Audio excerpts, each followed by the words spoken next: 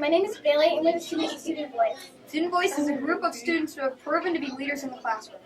With the help of our teachers and administrators, we have made a video on how Student Voice has affected us and how we think we can better the school. So please watch, listen, and think about what we have to say. Drop.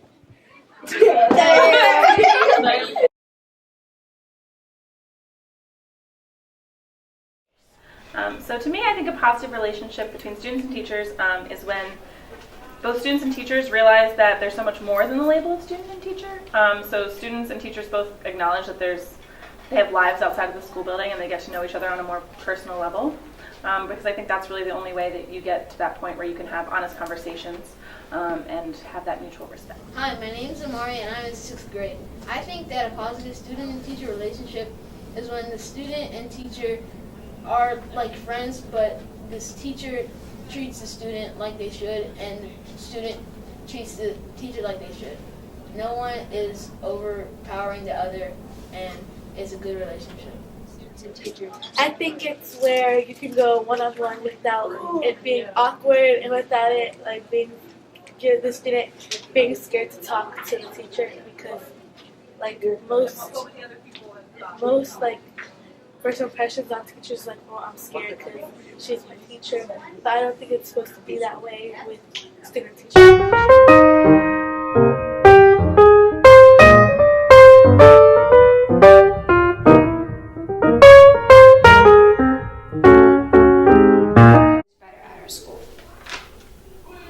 In any way possible, realizing that someone may have the vision and it's just my job to support that vision, or even me stepping out on faith and allowing visions that I have placed in me to come to fruition and let it unfold. So I think the best leader studies following. So I believe in order for us to develop strong leaders in the school, we have to learn how to be a strong follower and to focus on that. And then as leaders to understand that it's not about me being in the front, it's about empowering those that follow me, empowering students and empowering every teacher in this building to let everybody know that they matter. Well, since I'm an 8th grader, I'm about to be leaving Harper's Choice, so I would just like to tell the 6th and 7th graders to respect their teachers and try to get along with them as much as possible, because you're only here for 3 years and there's not really worth getting in trouble with people that you probably won't even know in a few years.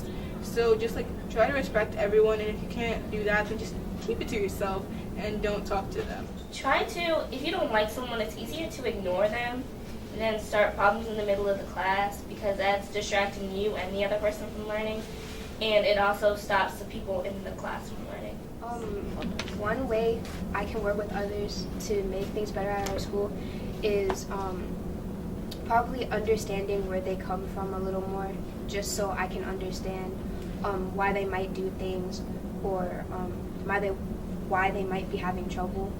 I can also like have more patience with them and not consistently like ask them like, are you doing this, are you doing this, or are you doing that. I can just sit back, well, not sit back, but like I can give them more time to understand what they're doing and not continuously ask them questions.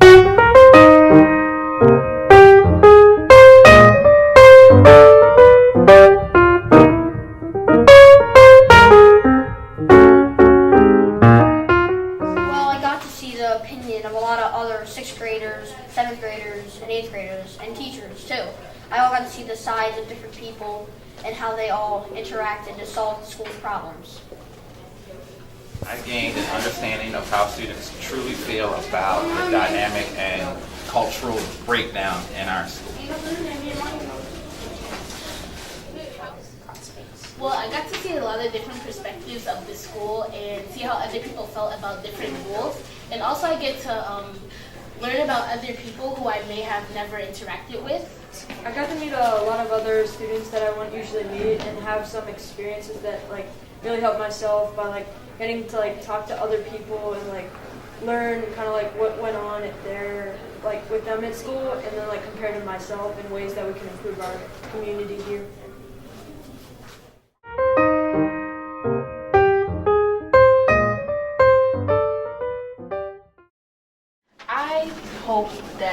teachers will be more open to the students' different learning styles.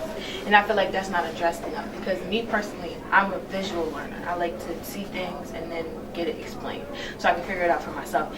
But many teachers, I feel like they assume that we are all learners that just listen from the lesson and write it down and then it's all get a test next week. And that's not how all students are. Some students are like that, but most of the times it's not like that. That's why most of the time students fall asleep in class or they just don't pay attention because like we all have a short attention span. We can't listen. See, now, Harper's Choice is a fabulous place to be, but it's not perfect. No place is perfect. What I'm excited about for next year and thinking ahead is we do a lot of really neat things at Harper's Choice, and I think some are tradition, but I'm excited to work with students and hear from them on what they would like to do, new initiatives they'd like to add, what they'd like to keep that we've been doing, or maybe change it up, mix it up. So I'm really excited to work with students and find out what they would like to do to help make our school better. An example of better relationship between teachers and students would be to make it more interactive, make it more fun, to make learning actually an appealing thing to students. Like in the community circles at the beginning of the year, they never really addressed it. They addressed like getting to know you, but getting to know you is also getting to know how you learn. So like asking, okay, so in one lesson we kind of have to watch a video, but we can also incorporate ways that you pay attention and get to learn what you need to learn.